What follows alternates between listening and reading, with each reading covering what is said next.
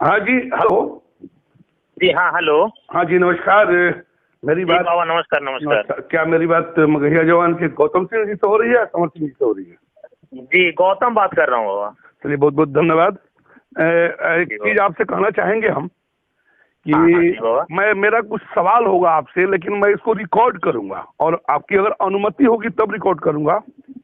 जी जी क्या मैं आपसे बिल्कुल बिल्कुल कर सकते हैं बाबा, कर सकते हैं। तो मैं अगर रिकॉर्ड करूंगा तो इसको सोशल मीडिया पे डालूंगा। हाँ बाबा ठीक है, कोई दिक्कत कोई नहीं आपको बाबा। आपत्ति तो नहीं? नहीं नहीं, कोई आपत्ति नहीं बाबा।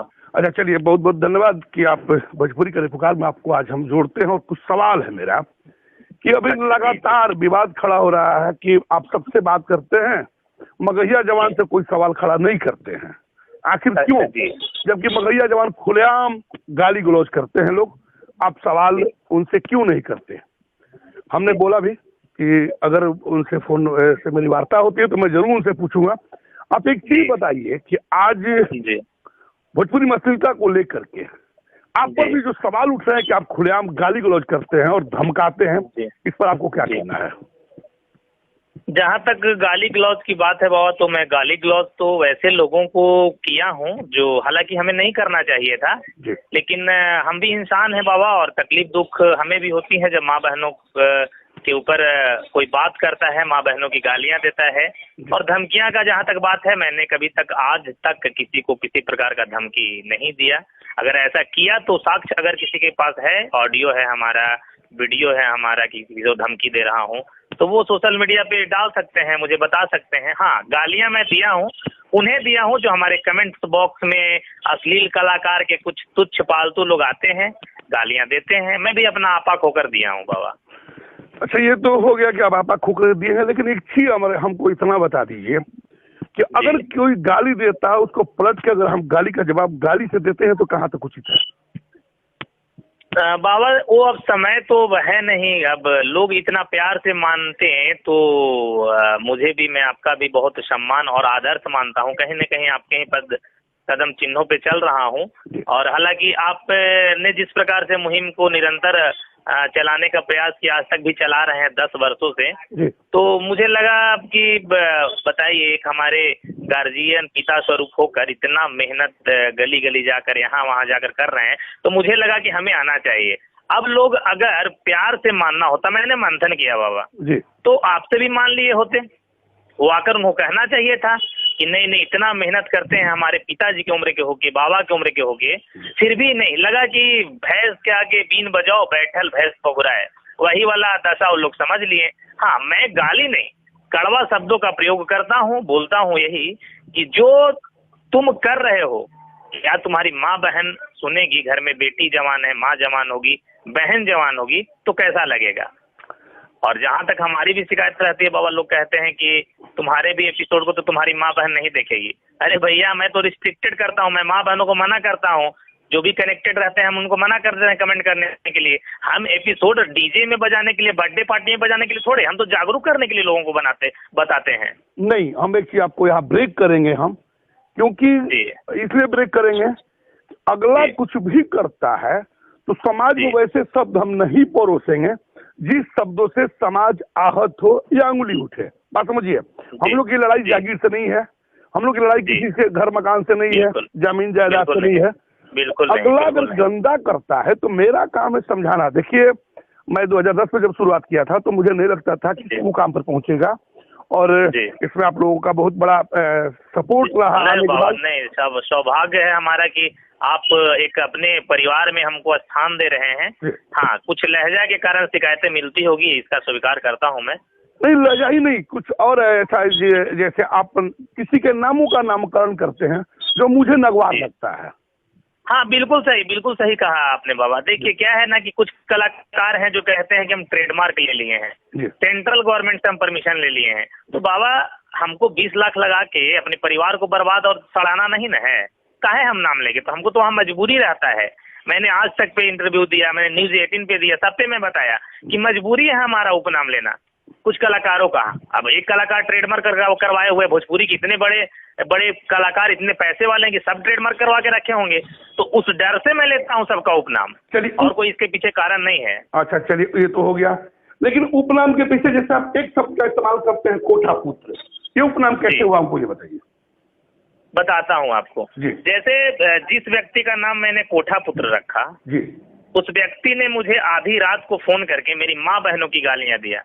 तो माँ बहनों की गालियां नहीं देके उसको मैं उपनाम रख दिया, तो कौन सा बड़ा गुनाह कर दिया भाई। गालियां को अगेंस्ट में तो मैंने, अब वो जो समझे, मैं उसका नागवार समझता हूँ उसका नाम लेना, मैं उसी नाम से पुकारना चाहता हूँ। पूरा बिहार जानता है कि क्यों मैं उसका नाम रखा हूँ। मुझे रातों को गालियां दे, उससे पहले मैं उसको नहीं बोलता था। जिस दिन से गालियां दे उसको मैं उपनाम रख दिया। उसने अगर गाली दिया तो उसका संस्कार खराब है, अगर जो भी गाली देता है उसका संस्कार खराब। अगर वो गलत करता है, वो गंदगी फैलाता है, तो क्या हम भी गंदगी फैलाएंगे? बिल्कुल भी नहीं फैलाएंगे। आप तो क्या है बाबा कि अब सभ्यता का बिल्कुल ही पार्ट होना चाहिए हर किसी के जेहन में, हर किसी के घर में, हर किसी के संस्कार में। मैं संस्कारी टाइप से भी बात करता हूँ उन संस्कारी कलाकारों से जो लगता है कि कहीं ना कहीं संस्कार उनके संगीत में है, उनके जेहन में है। जो संस्कारी है, जो मर्यादित भाषा समझता ही नहीं है, तो कभी न कभी अपने रूप में भी लाना पड़ता है। कभी कभी क्या एक कहावत है बाबा कि चलो कीचड़ में कीचड़ को साफ नहीं किया जा सकता है, लोहा उससे तो लोहा को काटा जा सकता है ना, वही काम हम करते हैं। नहीं ठीक है, आपने कहा कि लोहा से लोहा काटते हैं, लेकिन मेरा मानना ये है कि अगर वो गलत है तो हम गलत क्यों होंगे। देखिए लगातार मैं यही करता हूँ। आज जहां तक भोजपुरी को अगर जो भी कोई भी हो, अगर सुपरस्टार कहता हो और उसके गीतों से समाज आहत अगर होता हो तो कतई सुपरस्टार नहीं है, मैं नहीं मानता। समझिएगा, मैं लगातार सबसे जिससे भी इंटरव्यू लिया उसको सुपरस्टार मानता ही नहीं। जिसके गीतों से, जिसके बातों से समाज आहत होता हो, तो मैं आपसे भी भाई के नाते आग्रह कर रहा हूँ कि अगर आपकी बात से समाज आहत होता है तो कहीं ना कहीं गलत है। मैं बोल चुका हूँ बाबा, मैं सोशल प्लेटफॉर्म पे बोल चुका हूँ कि अब तो मैं अपने जो गार्जियन स्वरूप हमारे बाबा हैं उनके ही कदम चिन्हों पर चलूंगा। लेकिन उसमें भी मैं देखूंगा समय जी, उसमें भी मैं निश्चित नहीं कहूंगा कि हाँ, जब लगेगा कि सीमा लांघ रहे हो हम भी सीमा लांघेंगे। क्योंकि तुमको मतलब जब सभ्यता पसंद नहीं है तो भैया हम तो उसी भाषा में समझाएंगे ना जिस भाषा में तुमको अच्छा लगे। हमको दुख तब हुआ कि 10 वर्ष एक 55 वर्ष के वृद्ध व्यक्ति हमारे पिता समान घर घर जाकर, गली गली जाकर, सड़क मोहल्ले, रोड, खेत बधारी सब जगह जाकर, तो इनका कोई फर्क नहीं पड़ रहा है। अगर आपकी बातों से बाबा इन लोग मान लेता, जरा भी लगता है इनको कि नहीं एक परेशान व्यक्ति क्यों है इतना जा जाकर, क्यों संदेश, इनका संदेश के पीछे का राज क्या है, तो हम प्रकट ही नहीं होते ना। हमको कहते हैं कि आजादी के समय गांधी जी भी थे, सुभाष चंद्र बोस भी थे, भगत सिंह भी थे, तो भैया हम भगत सिंह वाले बिरादरी में आते हैं। चलिए इस बात को मान लेते हैं, लेकिन एक चीज और आपको बताएंगे। अगर फर्क नहीं पड़ता, 2010 में इसकी शुरुआत किया था, अगर शायद अश्लीलता का फर्क पड़ा तभी जनता जागरूक हुई। उस जनते में हम भी हैं, उस जनता में आप भी हैं। आज बिल्कुल आपको मैं बता रहा हूँ फर्क बहुत पड़ा था। अगर नहीं पड़ता तो आवाज कहाँ से उठता, लोगों के जीवन में जाता ही नहीं। कारण कि ये अश्लील गाने, गीत गाने वाले कलाकार फलते फूलते रहते, किसी को पता नहीं चलता। जब हमने उठाया तो एक मुद्दा आया कि अश्लील है तभी। लेकिन मैं एक चीज और बता दे रहा हूँ, आज जो भी सुधार दिख रहा है आप बता दे रहे हैं हम, उसमें मैं धन्यवाद देता हूँ उन श्रोता समाज को। आवाज कट रहा है बाबा, आवाज कट रहा है? जी हाँ बोलिए, आप बोलिए। आवाज कट रही है या मिल रही है? हाँ आप सही है, उसमें धन्यवाद इतना सुनाया था। जी, मैं उस श्रोता समाज को धन्यवाद देता हूँ जो खुलेआम समर्थन करते हैं हम लोगों का, खुलेआम खड़े हैं हम लोगों के साथ, और उन कलाकारों का विरोध करते हैं। बात समझिएगा ध्यान से। हम लोग अकेले कुछ नहीं करते। जब जनता जाग गई, जनता को लगा कि नहीं हमको छला जा रहा है, कभी जाति के नाम पर, कभी धर्म के नाम पर, कभी जिला के नाम पर, कभी सार ससुर के नाम पर, कभी जीजा के नाम पर, इतना ही नहीं देवी देवताओं के गीतों के नाम पर, जब जनता जान गई ये लोग छलने वाले हैं, ये लोग सीना में तीर चलाने वाले हैं, तो लोगों ने खुल के समर्थन किया। उन लोगों के जज्बे को सलाम, मेरा नमस्कार, प्रणाम।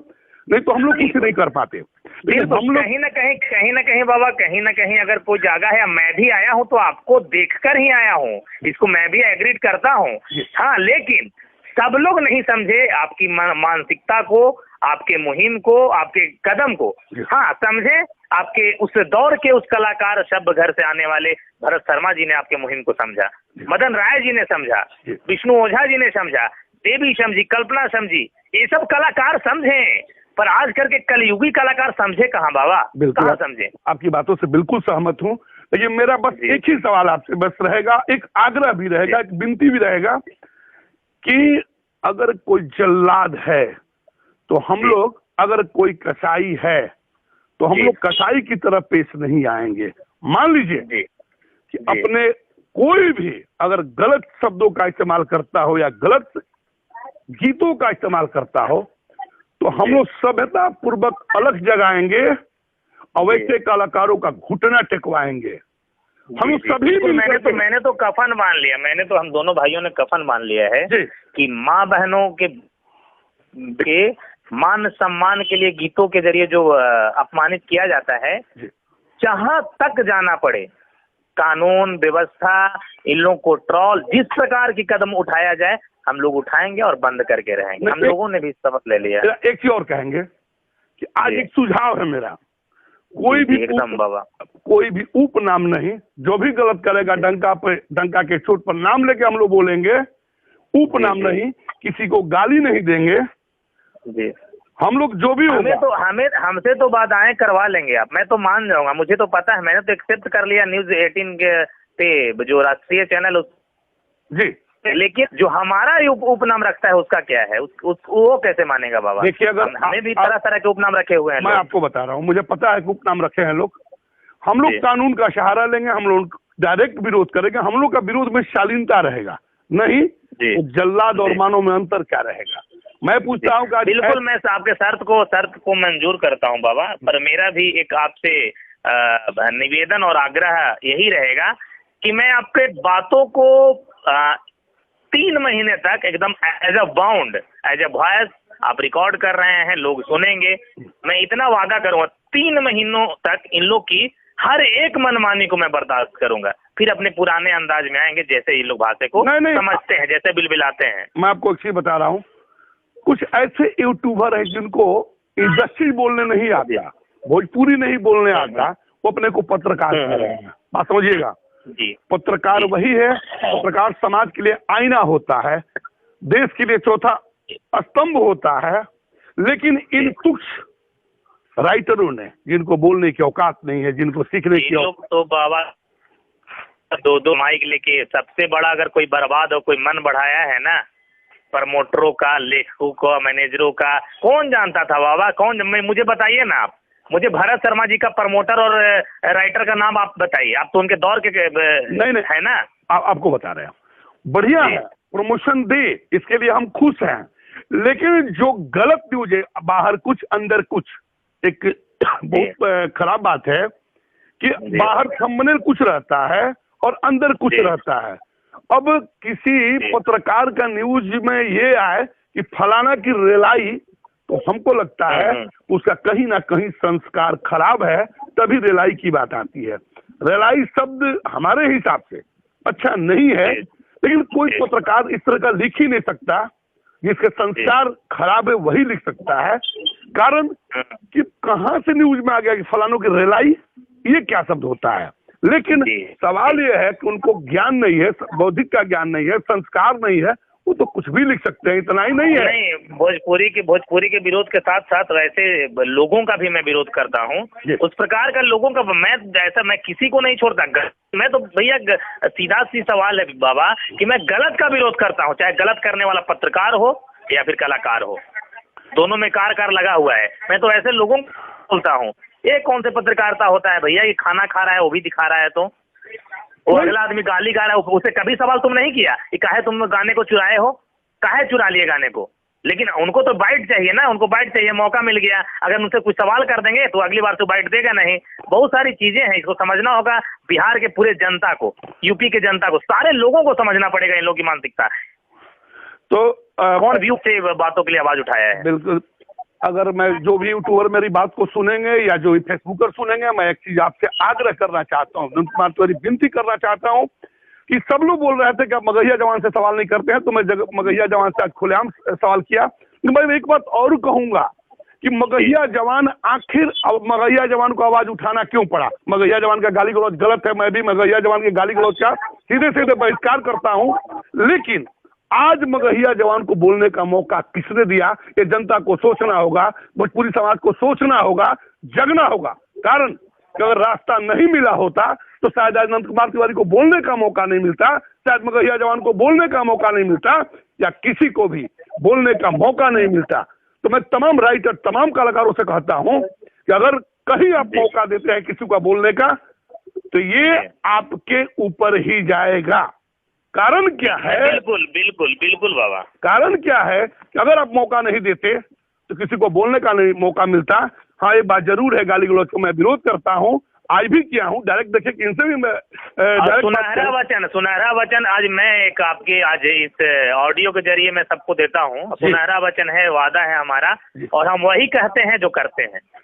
अन्यथा नहीं जो कर सके वो कहते ही नहीं। हम अगर कलाकार 3 महीने तक, 2 महीने तक, कम से कम 2 महीने तक कोई माँ, बहन, बेटी अश्लील शब्दों का प्रयोग नहीं करते हैं, जातिगत गाना नहीं गाकर दूसरे को नीचा दिखाने का कार्य करते हैं, मैं खुलेआम प्रमोशन करने का काम करूंगा, फ्री ऑफ कॉस्ट।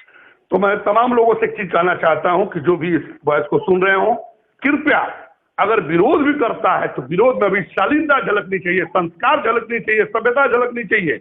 अगर ये नहीं झलकता है तो कहीं ना कहीं आपके संस्कार का दोष है, आपके परवरिश का दोष है। ऐसा न करें, कारण कि समाज में बिखराव पैदा हो रहा है, तनाव पैदा हो रहा है, और जो भी कलाकार जातिवाद, जिलावाद, सारवाद, ससुरवाद, भड़कीवाद करते हो, कृपया चेत जाएं, सजग हो जाएं। आपसे भी मैं आग्रह करता हूं कि आप अपने पुराने रास्ते पर वापस आ जाइए अच्छे गीतों के साथ, नहीं तो हर पल विरोध जारी रहेगा।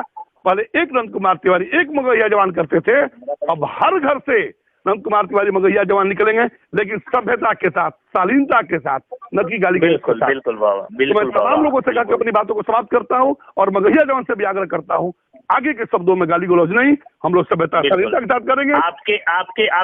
आपके दिए गए आदेश का मैं निरंतर पालन किया हूँ और करूंगा। बस चलिए, बहुत बहुत धन्यवाद। तो मैं तमाम लोगों से कहता हूँ, उस समाज के लोगों से कहता हूँ कि अगर आप गलत शब्दों का इस्तेमाल करेंगे तो कानून के दायरे में तो आएंगे ही, खुल के अनंत कुमार तिवारी विरोध करेंगे, अगली कड़ी में रहेंगे।